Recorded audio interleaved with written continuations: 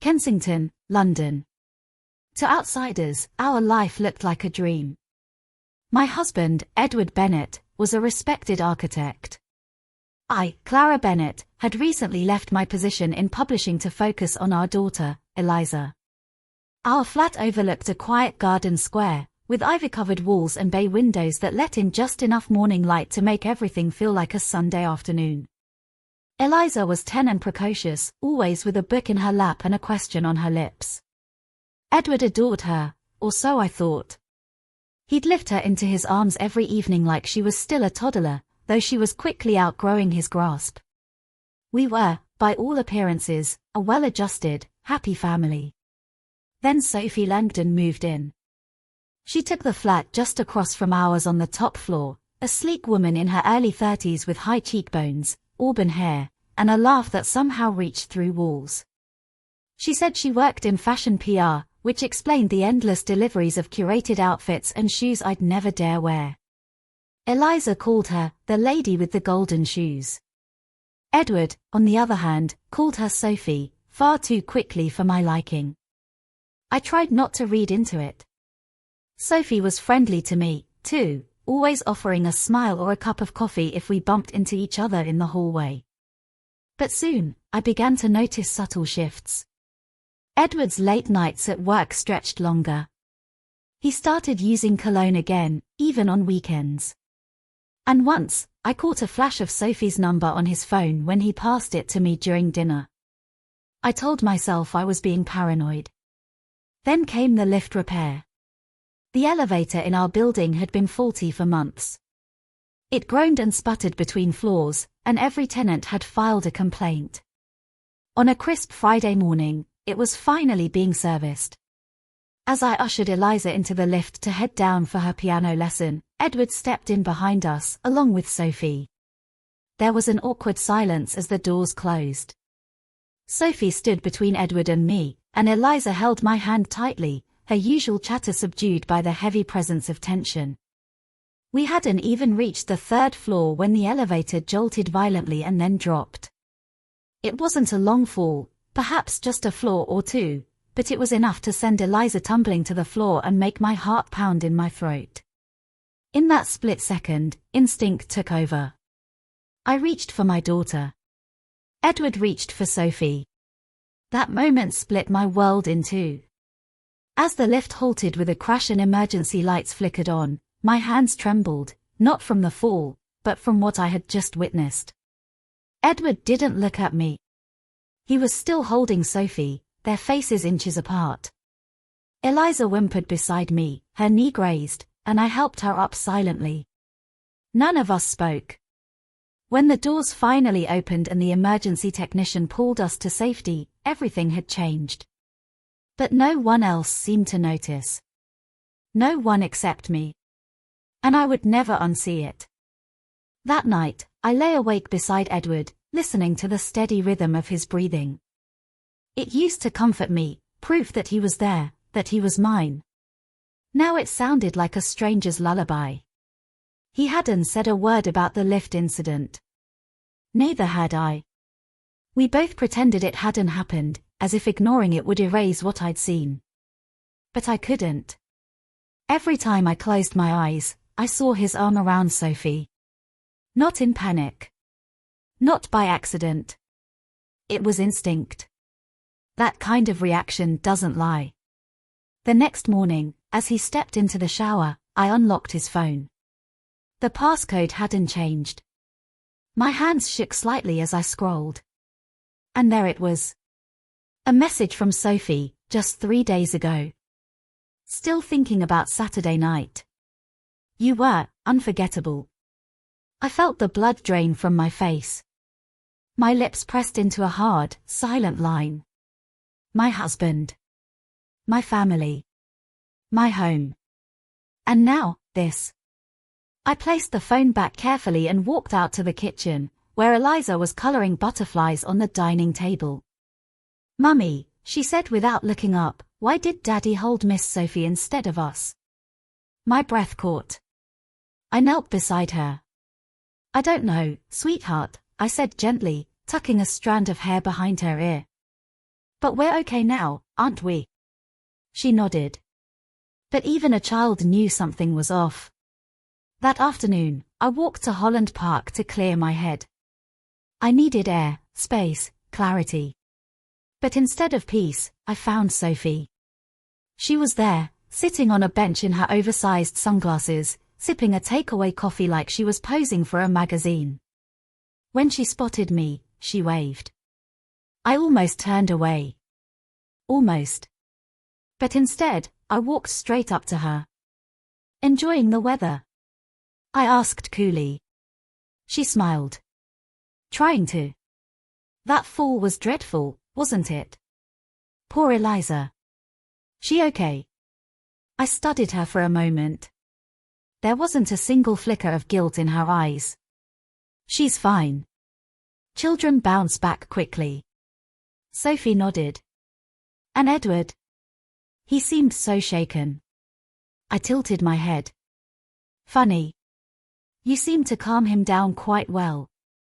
Something shifted behind her smile.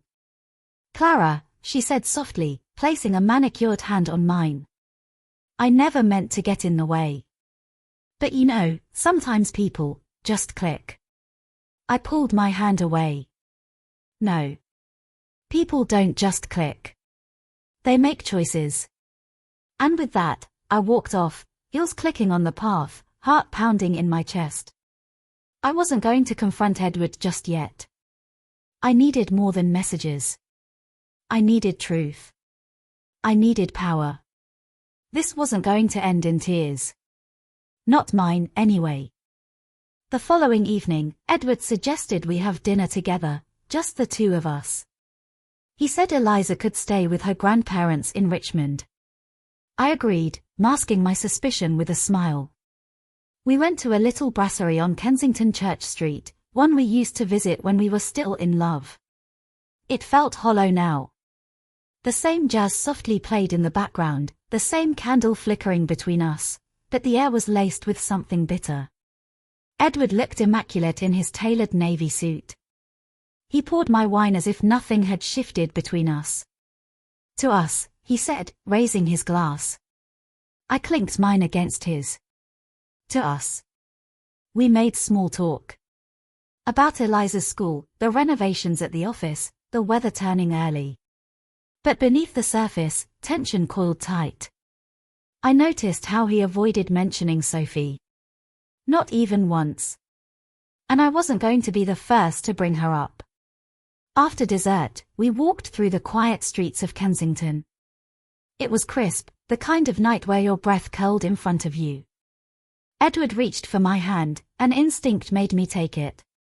But even his touch felt staged. Clara, he began, voice gentle, I know things have felt a little off lately. Maybe we've just grown distant, but I want us to get back to how we used to be. I stopped walking. And how exactly was that? I asked. He hesitated. Happy. Simple. Before the stress, the routine, the misunderstandings. I looked at him for a long moment. Before Sophie, you mean? His jaw tensed. What are you talking about? I stepped closer. Saturday night. The lift. The messages. Edward, I'm not blind. His expression flickered, guilt, fear, and something darker. That was nothing, he said quickly. She's just lonely. I was being kind. It didn't mean anything. A weak lie. I didn't respond. Just turned, heels clicking on the pavement again. But that night, I didn't go home with him. I told him I needed time. I watched his face fall, watched him scramble for calm. And I walked away, letting the silence between us speak louder than any words. Back in the flat, alone, I sat with a notebook in hand. It was time I began writing everything down. Dates. Comments. Observations. I needed order. I needed a plan. I wasn't going to cry about Sophie. I was going to remove her, carefully, completely, like rot from beneath polished wood. A week passed. Edward tried to act normal, as if our confrontation never happened. He brought me flowers, made breakfast, played the doting husband. But I wasn't fooled. I watched him closely, how often he checked his phone, how quickly he looked away when I entered a room. Then came Eliza's birthday. She wanted a small gathering with a few school friends and cake at home. But Edward insisted on something grander. "We'll hire the conservatory at Kew Gardens," he said. "She deserves a proper celebration." It wasn't like him to go overboard. I knew it had nothing to do with Eliza. He wanted Sophie there. Somewhere he could see her without suspicion. I pretended not to care. "That sounds lovely," I said. "I'll make the arrangements." And I did. I arranged everything. Every detail. Every guest. I even added someone Edward would never expect, Sophie's fiancé, David. Yes. She wasn't single. She had conveniently left that part out. But I had my ways. And soon, David would see everything for himself. The day arrived. The conservatory was filled with balloons and butterflies in glass enclosures. Children ran about with party hats, while adults sipped Prosecco under the sunlight filtering through the high ceiling. Edward wore a soft grey jacket, his hair perfectly styled. He hovered near the entrance, eyes scanning the guests. And then she arrived. Sophie Langdon. Wearing blush pink, hair down, smile carefully rehearsed. I watched as she stepped in, expecting to find Edward waiting with his warm eyes and flirtatious charm. But instead, she saw me. And then she saw David, standing beside me. "Sophie," I called out cheerfully. "So glad you could come. Have you met David? He was just telling me about your plans to move to Edinburgh together." "How exciting." Her face went pale. David looked at her, then at Edward, whose expression faltered for the briefest moment.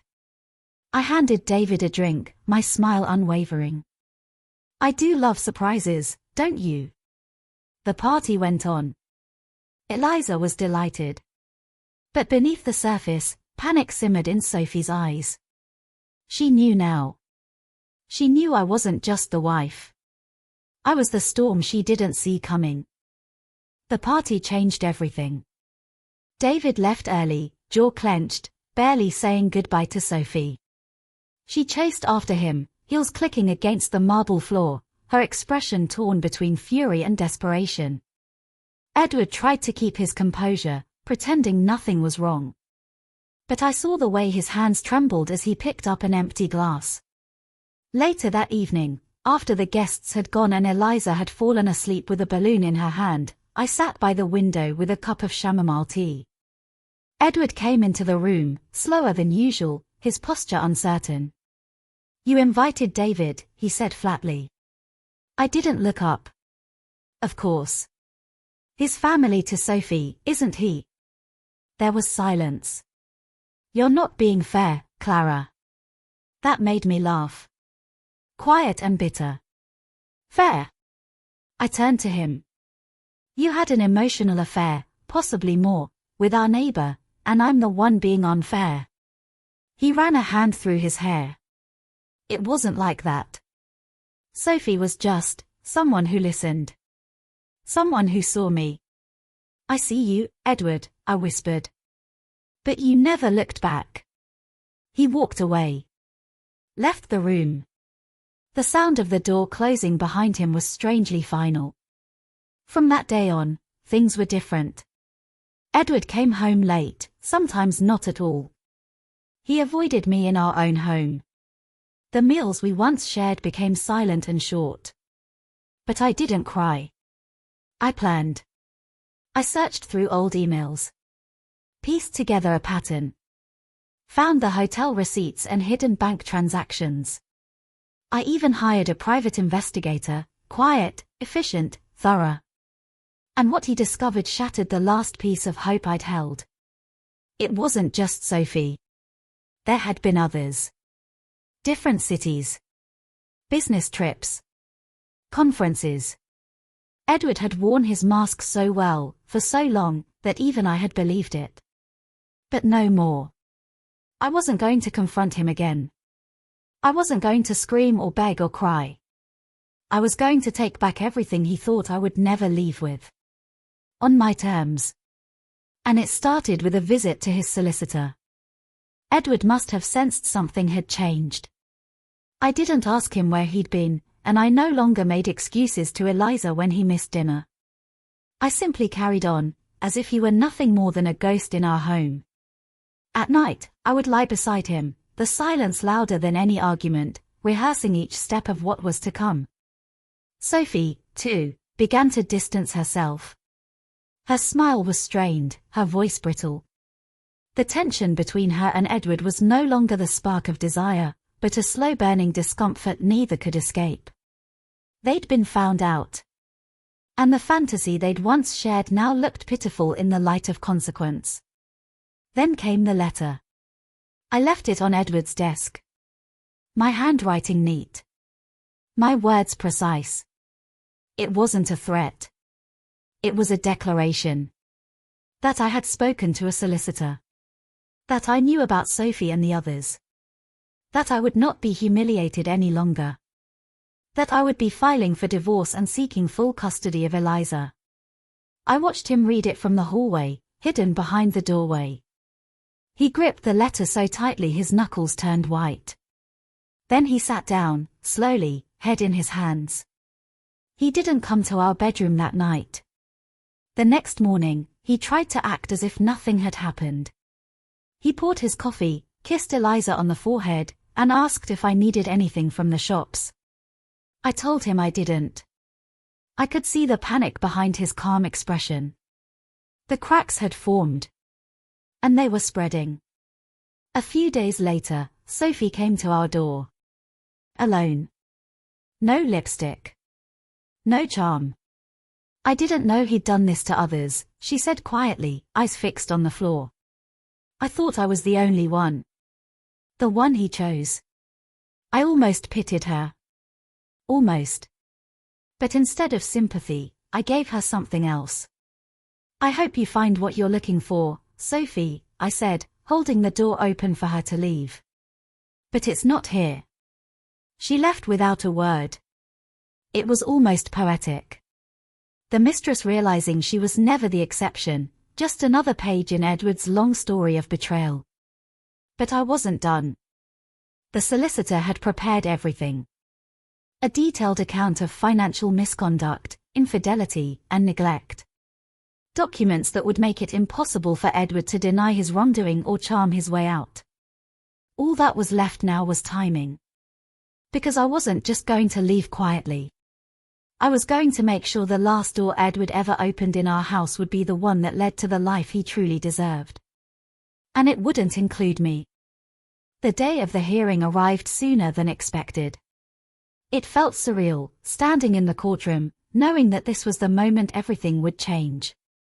Edward was there too, looking more like a man preparing for battle than the husband I once knew. His tie was too tight, his hands fidgeting in his lap as he sat across from me. The tension in the air was palpable, but I didn't flinch. I knew I was in control now. And this wasn't just about the divorce. It was about something far deeper. I wasn't about to let him walk away unscathed. The judge entered, and the proceedings began. The usual formalities, the exchange of pleasantries, the introduction of the case. I barely heard any of it. My mind was focused on one thing, Edward's reaction when he saw the documents I had prepared. The solicitor spoke first, detailing the evidence we had accumulated. Financial records, phone records, and the statements from people who had witnessed his lies. Edward's face went pale as he realized that there was no way out.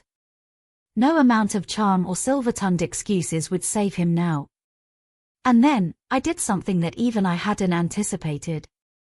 I stood up. Your Honor, I said, my voice steady, I would like to present additional evidence. These are personal letters that I've kept from Edward. They are written by him to several women, each one more intimate than the last. and they were all written during our marriage. The room went silent. I placed the letters on the table, each one meticulously dated and signed. Edward's face twisted with horror, and I could see the weight of his secrets crushing him, piece by piece. These letters, I continued, show the depth of his betrayal. But more importantly, they show the man he became. A man who didn't care for me, for our daughter, for the life we built together. Edward tried to speak, but the words caught in his throat. He could only look at me with a mixture of disbelief and regret. The judge asked him to respond, but Edward remained silent.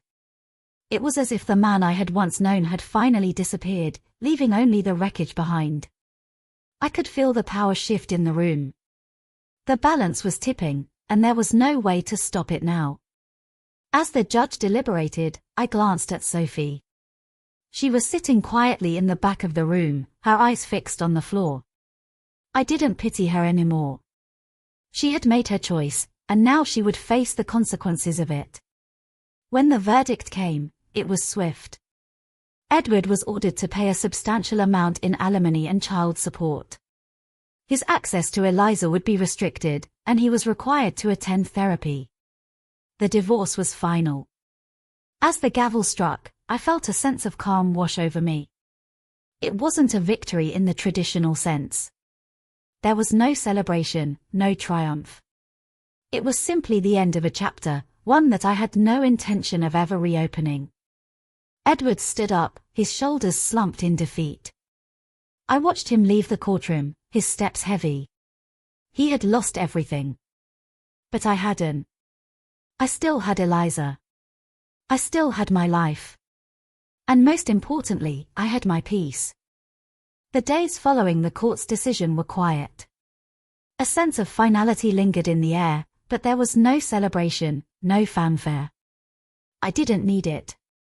I had what mattered most, Eliza, and the chance to rebuild a life that had been shattered. Edward's departure from my life had been a long time coming, but even now, I found myself adjusting to the silence he left behind. The house, once filled with tension and arguments, now felt like a sanctuary. There were still reminders of him, of course, the occasional piece of clothing, the lingering scent of his cologne, but it didn't bother me anymore. I had learned to live without him, to accept that his presence was a part of my past, not my future. As the weeks passed, I focused on Eliza. We spent more time together, just the two of us. I took her to the park, helped her with her homework, and even started baking together on weekends. It felt normal again, like we had found our rhythm. She had her moments of sadness, of course. She missed her father, though she never asked to see him. And I never brought it up. One evening, while we were having dinner, Eliza looked up at me with a thoughtful expression. "Mum," she said softly, "do you think Dad will ever come back?" I paused, the question taking me by surprise. But I smiled, trying to sound reassuring. "No, darling. But that doesn't mean he doesn't love you. People just make choices, and sometimes those choices aren't the right ones." Eliza nodded, her little brow furrowing. "But we're okay, right?" "Yes, sweetheart. We're more than okay," I replied, brushing a strand of hair from her face. "We're better than okay." And we were. I had rebuilt my life in ways I hadn't thought possible. I had rediscovered parts of myself that had been lost, ambitions, dreams, and the strength I had forgotten I possessed. There were no more lies, no more secrets. The truth had set me free. Months later, I returned to work, something I hadn't done since Eliza was born. I found a new job in a place I was passionate about, a small charity that worked with children. It was fulfilling, and it gave me a sense of purpose I hadn't realized I was missing. Edward didn't reach out, and in a way, I was glad. I had no desire to rekindle anything with him. What we had was over, and the past was behind me. I was no longer angry at him. I had learned to let go of the bitterness that had once consumed me. He had made his choices, and now it was my turn to live mine. I had learned a lot over the past year, about betrayal, about resilience, about strength. But the most important lesson I had learned was that life goes on. No matter how dark the days may seem, there is always a way forward. And as I stood in the kitchen, cooking dinner for Eliza and me, I felt a sense of peace I hadn't known in years. The house was no longer just a home.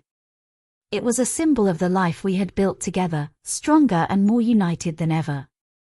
Edward had left us, but he hadn't broken us. And I knew, without a doubt, that I was ready for whatever came next.